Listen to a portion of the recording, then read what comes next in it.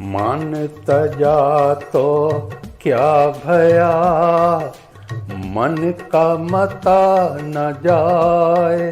संत बचन माने नहीं, ताको हरि न सुहाए। कबीरा ताको हरि न सुहाए। संत कबीरदास जी का ये दोहा आंतरिक शुद्धि और गुरु के प्रति समर्पण का महत्व बताता है। इसका अर्थ है कि यदि आपने अभिमान मान छोड़ दिया, लेकिन मन की चंचलता और मोह माया नहीं छोड़ी, तो वो व्यर्थ है। जो व्यक्ति संत या गुरु के वचनों को नहीं मानता, उसे ईश्वर की भक्ति का आनंद नहीं मिलता। ऊपरी तौर पर अहंकार छोड़ने का कोई लाभ नहीं। यदि मन अभी भी सांसारिक इच्छाओं और अपनी ही मर्जी मनमानी में फंसा हुआ है।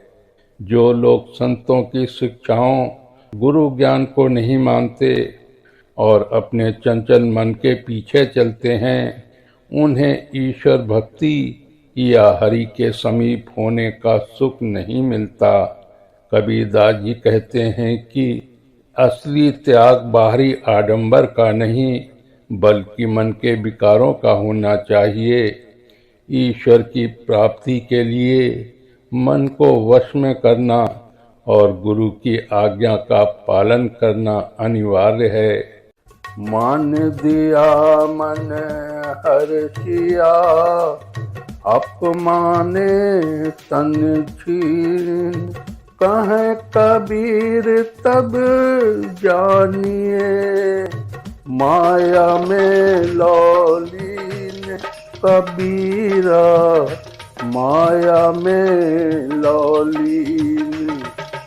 कबीरदास जी के इस दोहे का अर्थ है कि जब सम्मान मिलने पर मन हर्षित हो और अपमान होने पर दुख हो, तो समझे कि आप अभी भी सांसारिक मोह माया में पूरी तरह डूबे हुए हैं।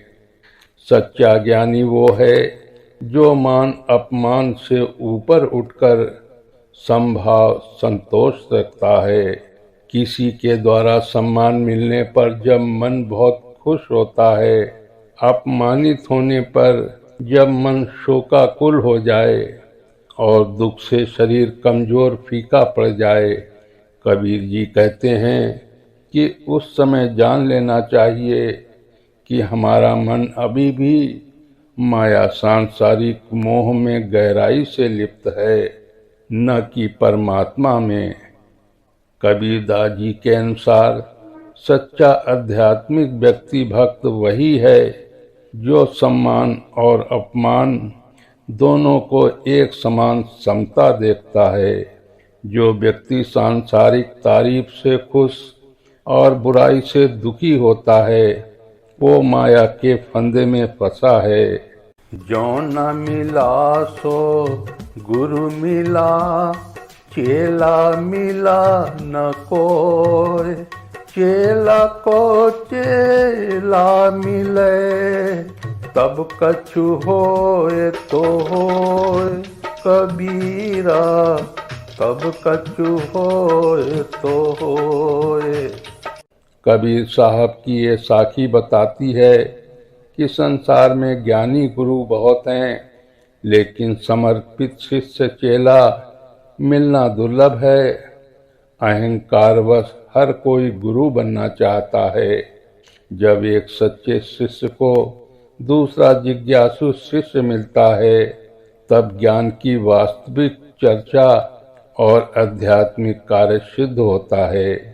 संसार में जहाँ देखो वहीं गुरु ही गुरु, उपदेश देने वाले मिल रहे हैं। शिष्य भाव या जिज्ञासु चेला कोई नहीं मिल रहा है। कबीर कहते हैं कि हर कोई गुरु बनकर मान बढ़ाई चाहता है, लेकिन शिष्य बनकर सीखने को तैयार नहीं है। जब एक सच्चा साधक चेला दूसरे सच्चे साधक से मिलता है, तभी आत्मज्ञान या आध्यात्मिक कार्य पूर्ण होता है। ये साखी गुरु शिष्य परंपरा में समर्पण और विनम्रता के महत्व को उजागर करती है। जहाँ ज्ञान का आदान प्रदान अहंकार के बिना होना चाहिए।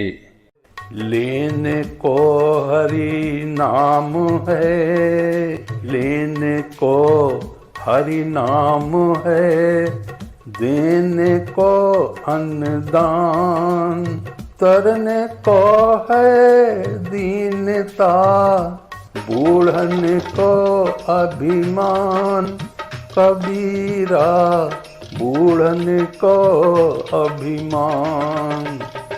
यह नीति परक दोहा जीवन के सर्वोच्च आदर्शों को बताता है। लेने योग्य केवल ईश्वर का हरि नाम है, देने योग्य सर्वश्रेष्ठ अन्नदान है। संसार रूपी सागर से तरने मुक्त होने के लिए दीनता विनम्रता आवश्यक है और अहंकार व्यक्ति को डुबो देता है। लेने को हरि नाम है। जीवन में सबसे मूल्यवान वस्तु प्रभु का नाम स्मरण करना है, जो मन को शांति और आत्मा को पवित्रता देता है। देने को अन्नदान, दान में सबसे बड़ा दान अन्नदान भोजन दान माना गया है, क्योंकि ये भूखे को तृप्ति देता है। इस प्रकार सागर से पार पाने के लिए दीनता यानी विनम्रता, सरलता और अहंकार का त्याग जरूरी है। अहंकार घमंड मनुष्य के पतन का कारण है, जो उसे अंततः डुबो देता है। यह दोहा हमें जीवन में अध्यात्म, दानशीलता और विनम्रता अपनाने की प्रेरणा देता है। ऊंचे कुल में जन्मिया, ऊंचे कुल में जन्मिया, देह धरी अस्थूल, पार ब्रह्म को ना चढ़े, वास बिहू ना फूल, कबीरा वास बिहू ना फूल। कबीरदास जी के इस दोहे का अर्थ है कि ऊंचे या प्रतिष्ठित कुल में जन्म लेने और शरीर के बलिष्ठ अस्थूल होने से कोई महान नहीं बनता। यदि कर्म अच्छे नहीं हैं तो वो सुगंधहीन सेमल के फूल की तरह व्यर्थ है, जो ईश्वर पर ब्रह्म की पूजा में नहीं चढ़ाया जाता। महानता कुल से नहीं बल्कि कर्मों से आती है। कबीर जी कहते हैं, यदि मनुष्य बहुत ऊंचे खानदान में पैदा हुआ है और उसका शरीर भी स्वस्थ या विशाल है, लेकिन उसके आचरण तुच्छ हैं, तो वो उस सेमल के फूल की तरह है जिसमें सुगंध नहीं होती। जैसे बिना सुगंध वाले फूल को भगवान को नहीं चढ़ाया जाता, वैसे ही गुणहीन व्यक्ति की समाज में कोई प्रतिष्ठा नहीं होती। अर्थात ये दोहा जन्म के आधार पर श्रेष्ठता के अहंकार को तोड़ता है और यह स्थापित करता है कि सत्कर्म ही व्यक्ति को महान बनाते हैं, न कि जन्म। मेरे साथियों, इन दोहों पर आधारित एक कहानी मैं आपको सुनाता हूँ, तो आइए सुनते हैं इन दोहों पर आधारित कहानी। बहुत समय पहले गंगा किनारे बसे एक सुंदर गांव में माधव नाम का एक युवक रहता था। वो पढ़ा लिखा, बुद्धिमान और संपन्न परिवार से था। गांव के लोग उसकी प्रशंसा करते थे, इसलिए उसके भीतर धीरे धीरे अभिमान भर गया। माधव को लगता था कि वो सबसे श्रेष्ठ है।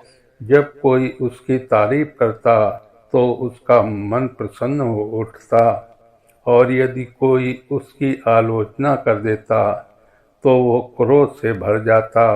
वो मंदिर भी जाता, दान भी देता, पर उसके भीतर विनम्रता नहीं थी।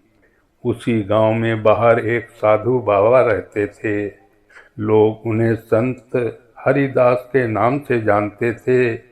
वे बड़े शांत, ज्ञानी और सरल स्वभाव के थे। दूर दूर से लोग उनके पास ज्ञान लेने आते। एक दिन माधव भी अपने मित्रों के साथ वहां पहुंचा। उसने सोचा, देखते हैं ये संत मुझे क्या नया ज्ञान देते हैं। संत हरिदास ने माधव को देखते ही मुस्कुराकर कहा, बेटा, चेहरे पर तेज है, पर मन में अशांति भी दिख रही है। माधव चौंक गया। उसने पूछा, महाराज, मैं तो सब कुछ रखता हूँ, धन, सम्मान, ज्ञान, फिर अशांति क्यों?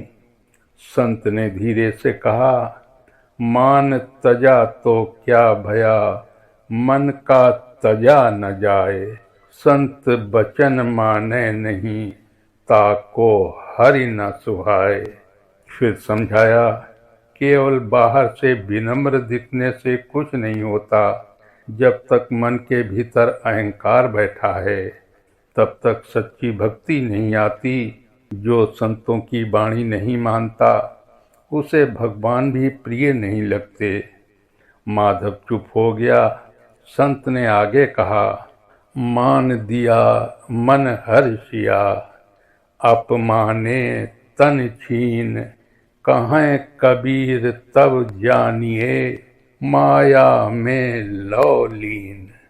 यदि सम्मान मिलने पर मन फूल जाए और अपमान मिलने पर मन टूट जाए, तो समझ लो कि व्यक्ति अभी भी माया में बंधा है। सच्चा साधक वही है जो दोनों में समान रहे। माधव को अपनी आदतें याद आने लगीं। सचमुच वो प्रशंसा पर खुश और आलोचना पर दुखी हो जाता था। कुछ देर बाद उसने पूछा, महाराज, फिर सच्चा शिष्य कैसे बने? संत मुस्कुराए और बोले, जौन न मिला सो गुरु मिला, चेला मिला न कोय, चेला को चेला मिले, तब कछु होए तो होए। उन्होंने कहा, गुरु तो बहुत मिल जाते हैं, पर सच्चा शिष्य मिलना कठिन है। जो अपने अहंकार को छोड़कर पूरी श्रद्धा से सीखने को तैयार हो, वही सच्चा चेला है। माधव के मन में गहरी चोट लगी। उसने सोचा, मैं तो ज्ञान लेने नहीं, अपनी श्रेष्ठता दिखाने आया था। उसकी आंखें नम हो गईं।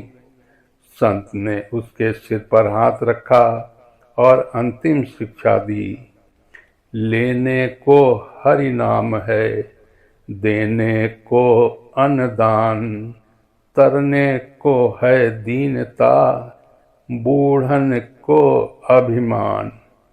जीवन में लेने योग्य सबसे बड़ा धन भगवान का नाम है। देने योग्य सबसे बड़ा दान अन्नदान है। और संसार सागर से पार होने का सबसे बड़ा साधन दीनता है। अभिमान मनुष्य को डुबो देता है। अब माधव का हृदय पूरी तरह बदल चुका था।